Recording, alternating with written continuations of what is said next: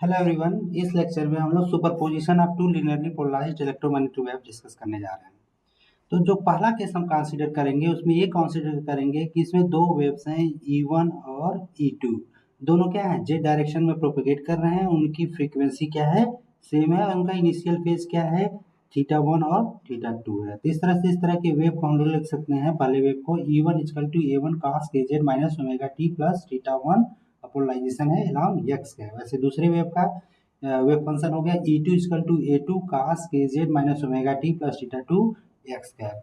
अब जो पहला केस है उसमें क्या है, दो वेव्स हैं, दो इलेक्ट्रोमैग्नेटिक वेव्स हैं और दोनों क्या हैं, एक्स एक्सिस के अलावा पोलराइज हैं। मतलब अगर दोनों वेव सेम डायरेक्शन में पोलराइज हो और उनके बीच में कुछ क्या हो, पाथ डिफरेंस हो, फेज डिफरेंस हो, तो उसका रिजल्टेंट वेव जो हमें मिलेगा, जो उनके सुपरपोजिशन की वजह से जो रिजल्टेंट वेव मिलेगा उसकी पोलराइजेशन क्या होगी ये हमें देखनी है। तो इसके लिए हमें क्या करना पड़ेगा, वही करना पड़ेगा according to principle of superposition. E equal to क्या हो जाएगा, रिजल्टेंट वेव का वेव फंक्शन हो जाएगा ई equal to E1 plus E2। ठीक है।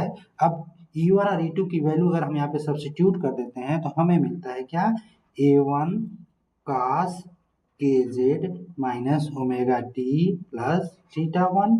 ओके। और दूसरा क्या है, A2 cos kz minus omega T plus θ2। ये हो जाएगा आपका, ये एक्स कैप के लॉन्ग है, ये भी क्या हो जाएगा, एक्स कैप के लॉन्ग होगा। ठीक है।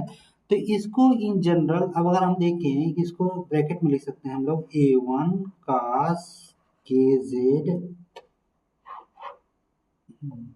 ऐसे लिख सकते हैं kz minus omega T plus θ1। ठीक है। Plus A2 cos kz minus omega T plus θ2। ठीक है।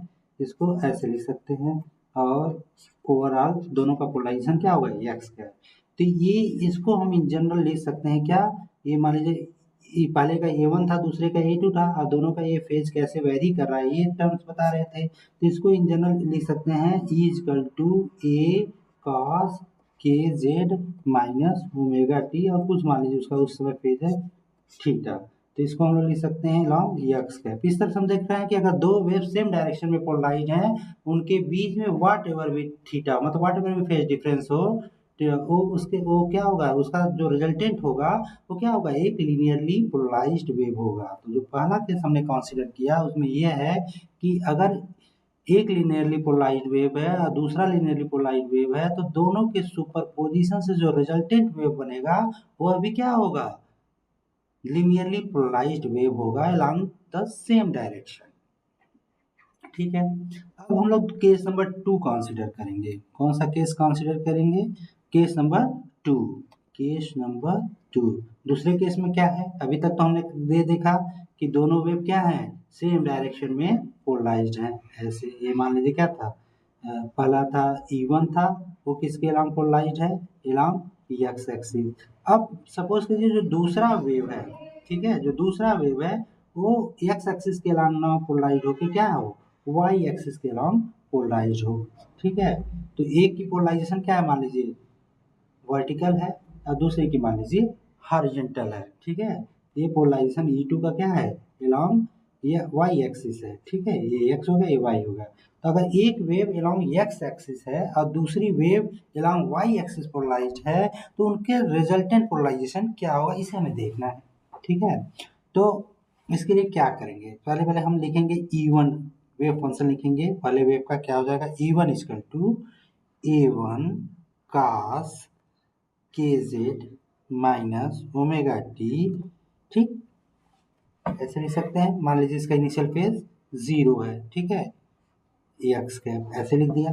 अब दूसरा वेव जो है E2 है, इसका एम्पलीट्यूड मान लीजिए A2 है, wave cos kz minus omega T Y cap. ठीक है, एक का पोलराइजेशन अलोंग एक्स एक्सिस है, दूसरे का पोलराइजेशन अलोंग वाई एक्सिस है। इस तरह से जो रिजल्टेंट फील्ड होगी वो हो जाएगी आपकी E equal to E1 plus E2। ठीक है। इस तरह से हम लोग क्या लिख सकते हैं, E equal to E1 plus E2। तो इसके लिए एक्सप्रेशन क्या हो जाएगा, E इक्वल टू क्या हो जाएगा आपका A1 cos के Z minus omega T x cap, ठीक है, और E2 क्या हो जाएगा कास K Z minus omega T. मान लीजिए कि दोनों में फेज डिफरेंस क्या हो थीटा है, तो इसको लिख सकते हैं कास K Z minus omega T plus theta, ठीक है। तो यहाँ हमने करेक्शन किया, मान लीजिए पहला वेव ये है E1 is equal to A1 cos K Z minus omega T S cap, और दूसरा वेव है वो है A2 cos K Z minus omega T plus theta Y cap. तो पहला वेव एक्स एक्सिस के अलॉन्ग पोलराइज है और दूसरे वेव जो है वाई एक्सिस के अलॉन्ग पोलराइज है, दोनों के बीच में क्या है फेज डिफरेंस थीटा है। अब रिजल्टेंट वेव जो अगर हम लिखेंगे तो according to principle of superposition हम लिख सकते हैं E is equal to E1 plus E2, तो ये आपका रिजल्टेंट वेव का इक्वेशन हो गया। अब देखें तो जो ए ई है वो क्या है, एक्चुअल में इसके दो कंपोनेंट है E X cap plus E Y cap. तो ई एक्स क्या है, ई एक्स बता रहा है E X component of, E X क्या बता रहा है E X component of resultant polarised wave, ठीक है। तो जो सुपरपोजिशन के बाद से जो रिजल्टेंट वेव हो रही है उसका एक्स कंपोनेंट क्या हो जाएगा ई एक्स, ठीक है, और वाई कंपोनेंट क्या हो जाएगा E Y equal to A two cos K Z minus omega T plus theta. इस तरह से जो रिजल्टेंट वेव बना सुपरपोजिशन के बाद उसका जो एक्स कंपोनेंट है वो है आपका ई एक्स और जो वाई कंपोनेंट है वो है आपका ई वाई। अब क्योंकि हमें क्या करना है, हमें ये देखना है कि रिजल्टेंट वेव का पोलराइजेशन क्या है, तो हमें देखना पड़ेगा कि रिजल्टेंट वेव में ई एक्स और ई वाई किस तरह से वेरी कर रहे हैं। तो अगर हमें देखना है कि रिजल्टेंट वेव का पोलराइजेशन क्या है, तो हम किसी पर्टिकुलर पॉइंट को कंसीडर करेंगे। मान लीजिए Z equal to zero plane है, उस प्लेन में एक पर्टिकुलर प्लेन में इलेक्ट्रिक फील्ड वेक्टर का वेरिएशन किस तरह का है, उससे हमें पता चलेगा कि रिजल्टेंट पोलराइजेशन क्या है। अगर एक पर्टिकुलर प्लेन में electric field resultant electric field का वाइब्रेशन के अलॉन्ग केवल एक एक्सिस के अलॉन्ग है, किसी एक पर्टिकुलर एक्सिस के अलॉन्ग है, तो हम कहेंगे वो लिनियरली पोलराइज्ड है। अगर वो चेंज हो रहा है तो उसका पोलराइजेशन क्या हो सकता है, डिफरेंट हो सकता है, may be circular may be elliptical, ठीक है। तो डिफरेंट केसेस यहाँ से एराइज होते हैं, ठीक है। तो सबसे पहले हमें अपने आप को रिस्ट्रिक्ट करना है, क्योंकि हमें क्या पता करना है कि टाइम के साथ विद टाइम किस तरह से ई एक्स ई वाई चेंज हो रहे हैं, उसी से हम लोग पता लगा सकते हैं कि रिजल्टेंट पोलराइजेशन क्या होगी, ठीक है। तो हमें मान लीजिए Z equal to zero plane की अगर हम बात करें तो E X component resultant wave का जो ई एक्स कंपोनेंट होगा, मतलब एक्स कंपोनेंट होगा ई एक्स, वो हो जाएगा आपका ए वन कास ओमेगा टी, ऐसे लिख सकते हैं। और जो ई वाई कंपोनेंट होगा, मतलब वाई कंपोनेंट होगा ई वाई, ये हो जाएगा आपका A two cos omega T minus theta, ठीक, ऐसे हो सकता है। ये मान लीजिए इक्वेशन नंबर 1 है, ये मान लीजिए आपका इक्वेशन नंबर 2 है। अब हम लोग क्या करेंगे, इसको फर्दर सिंप्लीफाई करेंगे। कैसे करेंगे, इस इक्वेशन को लीजिए फ्रॉम इक्वेशन नंबर 2 हम लोग क्या लिख सकते हैं E Y is equal to लिख सकते हैं A two cos omega T cos theta, इसको एक्सपेंड कर लिया, plus A two sine omega T sine theta, ऐसे लिख सकते हैं, नो प्रॉब्लम। अब देखिए कास ओमेगा टी को हमको एलिमिनेट करना है, तो हम लोग इक्वेशन नंबर 1 का हेल्प लेंगे। तो कास ओमेगा टी की वैल्यू इक्वेशन नंबर 1 से यहाँ पे सब्स्टिट्यूट करेंगे तो हमारे पास आ जाएगा E Y is equal to A two by A one E X cos theta, okay. अब प्लस क्या बचा हमारे पास A two sine omega T की जगह पर हम लोग क्या लिख सकते हैं 1 minus cos square omega T sine theta. Further हम लोग सिंप्लीफाई कर सकते हैं, तो अगले स्टेप में हम लोग लिख सकते हैं E Y is equal to क्या हो जाएगा A two by A one E X cos theta. इस तरह से हमें क्या मिल रहा है, एक रिलेशन मिल रहा है किसमें ई एक्स ई वाई, इससे हम पता सकते हैं ई एक्स ई वाई किस तरह से डिपेंडेंट है, मतलब ई एक्स ई वाई का वेरिएशन किस तरह से हो रहा है, ठीक। तो ये हो जाएगा आपका ए टू, दूसरा टर्म जो है हमारा 1 minus cos square omega T, cos omega T की जगह हम लोग क्या ले सकते हैं E X by A one का स्क्वायर, ठीक है, अब बाहर क्या है हमारा साइन थीटा, ओके। अब देखिए अब हम लोग इसको रीअरेंज करेंगे, ठीक है। मान लीजिए फर्स्ट टर्म है ये आपका सेकेंड टर्म है, ये आपका थर्ड टर्म है। चूंकि ये रूट में है तो इसको हम दोनों साइड स्क्वायर करना चाहते हैं, तो क्या करेंगे E Y minus A two by A one लिखिए, ई एक्स कास थीटा, इसको हम लोग एक साथ ले लिए इस साइड में, लेफ्ट हैंड साइड में। ठीक, तो राइट हैंड साइड में हमारे पास बचा क्या, A two one minus E X by A one का होल स्क्वायर साइन थीटा, ऐसे लिख सकते हैं, नो प्रॉब्लम। ठीक है, अब क्या करना है, इस इक्वेशन को, मान लीजिए क्या था आपका इक्वेशन नंबर 3 था, ठीक है, इसको हम लोग स्क्वायर कर दें। अगर दोनों साइड स्क्वायर कर दें तो हमें क्या मिलेगा, हमें मिलेगा ई वाई का square minus plus A two का स्क्वायर, ठीक है, डिवाइडेड बाई ए वन का स्क्वायर ई एक्स का स्क्वायर कास स्क्वायर थीटा, पहला टर्म, पहला और दूसरा टर्म में हो गया, और माइनस क्या हो जाएगा, two E Y A two by A one E X cos theta.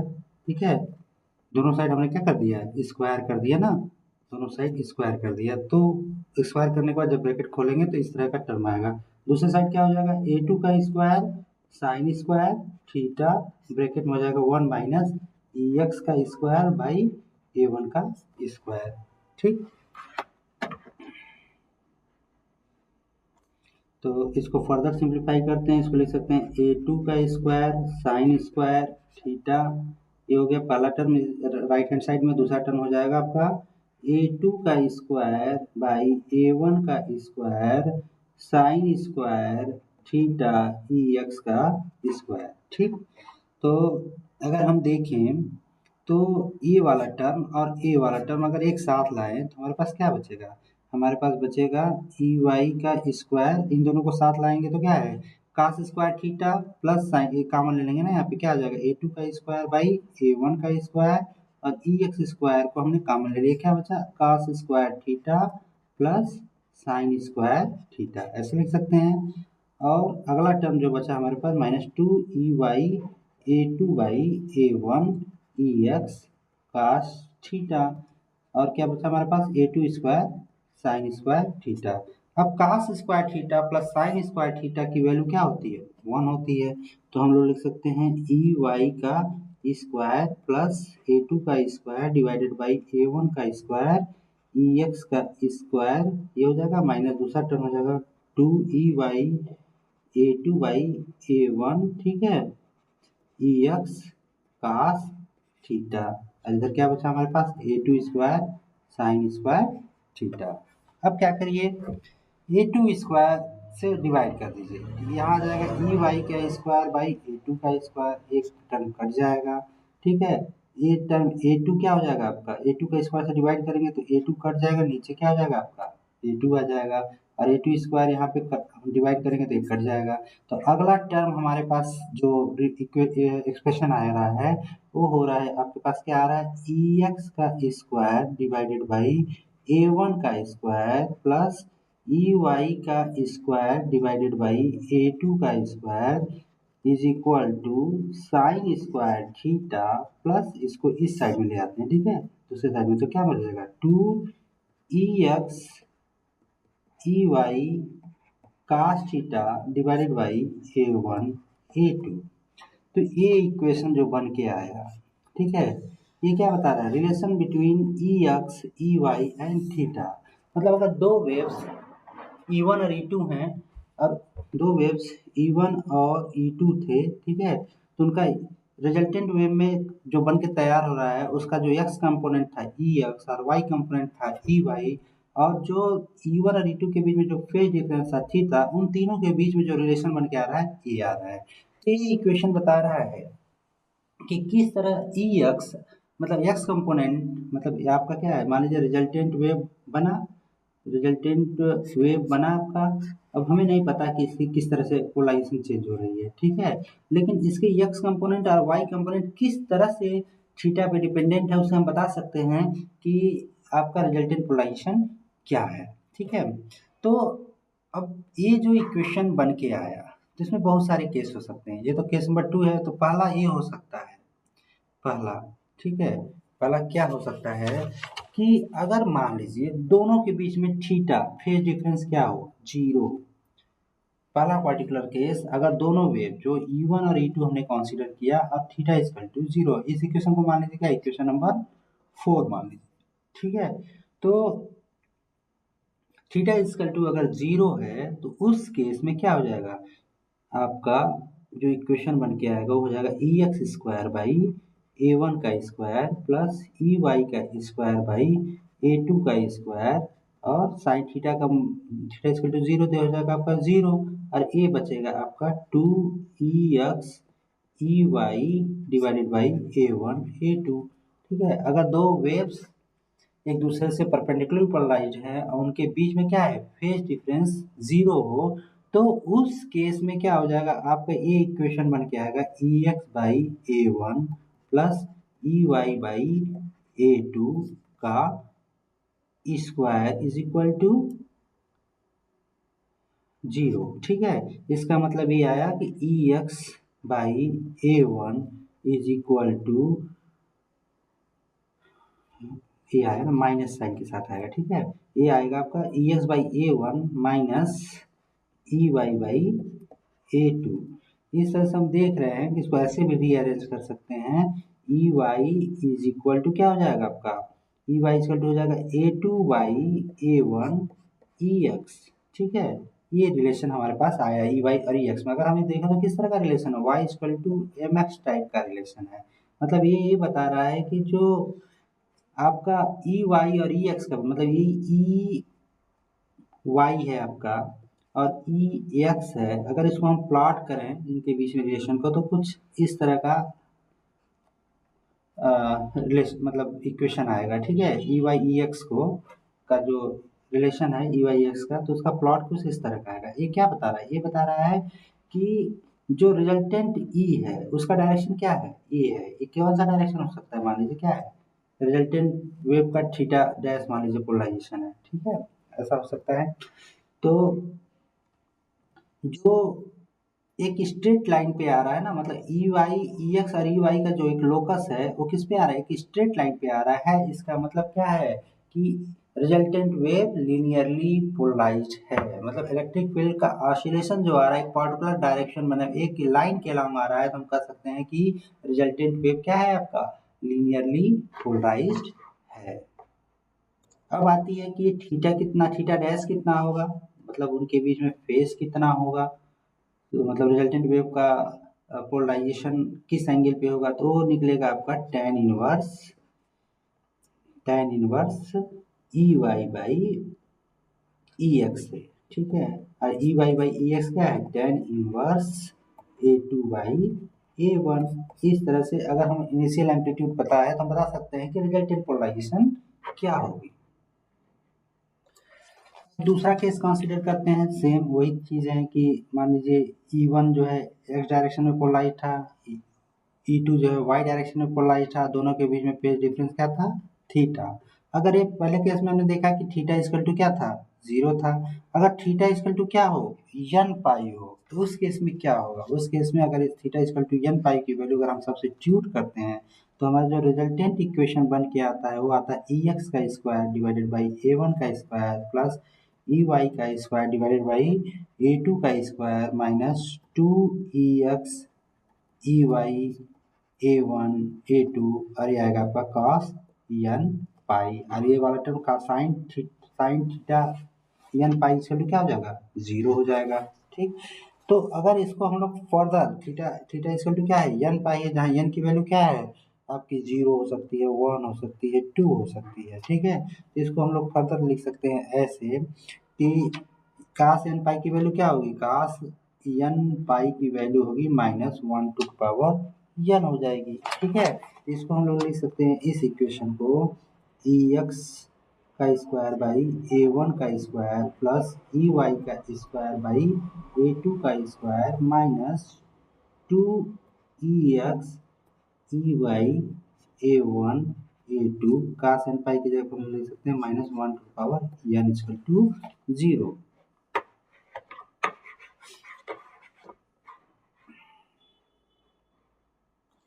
अब इस इक्वेशन में क्या है कि ये a प्लस बी का होल स्क्वायर टाइप का है, a प्लस बी का होल स्क्वायर कभी बनेगा, कभी a माइनस बी का होल स्क्वायर बनेगा, depending upon the values of n, क्योंकि कभी n इक्वल टू 1 है तो ये माइनस हो जाएगा, n इक्वल टू 2 है तो ये प्लस 1 हो जाएगा।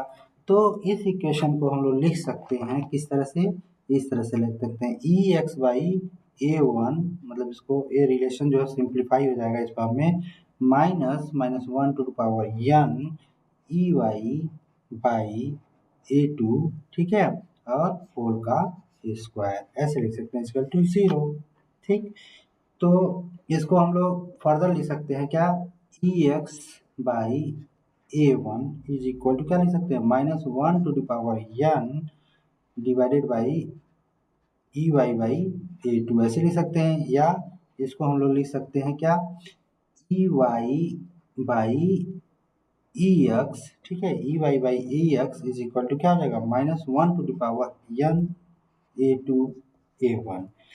तो अगेन देखिए क्या आ रहा है, ये इक्वेशन जो बन रहा है एक्सेप्ट प्लस माइनस हम लोग कंप्यूट कर सकते हैं कि ये एक स्ट्रेट लाइन, जैसे पिछला वाला बताया था ना हमने, क्या था, Y Y by X is equal to M type का रिलेशन है, ठीक है, तो बिल्कुल ये रिलेशन भी वही है। तो इस तरह से हम देखते हैं कि ये इक्वेशन क्या रिप्रेजेंट कर रहा है, ये इक्वेशन एक स्ट्रेट लाइन को रिप्रेजेंट कर रहा है। तो ये स्ट्रेट लाइन को रिप्रेजेंट कर रहा है, मतलब अगर इसका y कंपोनेंट इधर हो, x कंपोनेंट इधर हो, प्लॉट करें तो कुछ इस तरह का आएगा, आइदर पॉजिटिव और निगेटिव स्लोप के साथ, ठीक है। तो depending on the values of n, कभी ये पॉजिटिव स्लोप होगा, कभी ये निगेटिव स्लोप होगा, लेकिन आएगा क्या, स्ट्रेट लाइन आएगा। तो इसका मतलब क्या है कि ये जो रिजल्टेंट वेव बन रहा है थीटा इक्वल टू n पाई वाला जो कंडीशन हमने लगाया था वो क्या था आपका, लीनियरली पोलराइज्ड लाइट वेव हो रहा है। मतलब ये जो है क्या है, एक स्ट्रेट लाइन का इक्वेशन बन रहा है। तो इससे हमें पता चल रहा है कि अगर दो वेव जिनके बीच में फेज डिफरेंस क्या हो, n पाई हो, तो रिजल्टेंट वेव क्या होगा आपका, लीनियरली पोलराइज्ड लाइट होगी। तो इस तरह से हम लोग का जो हमारा जो केस था, केस नंबर 2, उसमें हमने क्या कंसीडर किया, हमने कंसीडर किया, अगर पहला वाला केस क्या कंसीडर किया था कि अगर थीटा इक्वल टू 0, दो वेव एक दूसरे के परपेंडिकुलरली पोलराइज्ड हो और उनके बीच में theta equal two phase difference क्या हो, 0 हो, तो रिजल्टेंट वेव जो बन में के आता है वो उसका जो इक्वेशन होता है, ठीक है, एक्स वाई के लिए, एक्स और वाई कंपोनेंट के लिए वो क्या आता है, एक स्ट्रेट लाइन आता है। मतलब थीटा इक्वल टू 0 पे क्या आ रहा है आपका, एक स्ट्रेट लाइन आ रहा है। मतलब ये बता रहा है कि जो रिजल्टेंट वेव होगा वो लीनियरली पोलराइज्ड वेव होगा, ठीक है। ऐसे ही अगर थीटा इक्वल टू n पाई हो, मतलब एक x एक्सिस के अलॉन्ग वेव पोलराइज्ड हो, दूसरा y एक्सिस के अलॉन्ग वेव पोलराइज्ड हो, और दोनों का जब हम लोग सुपरपोजिशन करते हैं, ठीक है, तो जो अगर थीटा इक्वल टू n पाई है तो रिजल्टेंट जो वो वेव होगी वो भी क्या होगी, वो भी एक लीनियरली पोलराइज्ड लाइट होगी, ठीक है।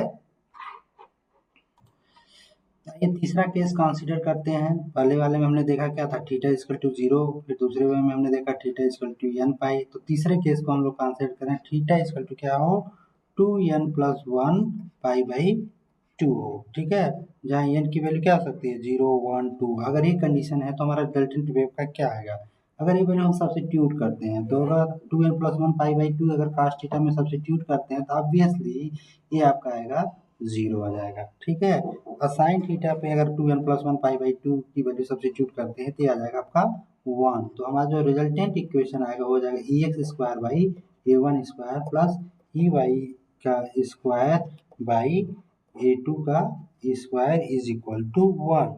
अब ये जो फाइनल इक्वेशन बन के तैयार हुआ, मतलब अगर theta equal to 2n plus 1 pi by 2, मतलब थीटा मतलब क्या हो, पाई बाई 2 हो, 3 पाई बाई 2 हो, 5/2 हो, इस तरह का अगर फेज डिफरेंस है दो वेव्स के बीच में और दोनों परपेंडिकुलरली, मतलब एक दूसरे के परपेंडिकुलर डायरेक्शन में पोलराइज्ड हो, तो रिजल्टेंट वेव का जो इक्वेशन बन के आता है वो क्या आता है, वो एक तरह का एलिप्स बन के आता है। तो ये बताता है कि जो इलेक्ट्रिक फील्ड वेक्टर है, मतलब आपका इलेक्ट्रिक फील्ड वेक्टर का जो वेरिएशन हो रहा है वो क्या है आपका, उसका टिप जो है एक इलिप्स पे लाई कर रहा है, ठीक है। ये इक्वेशन ही बता रहा है ना कि जो आपका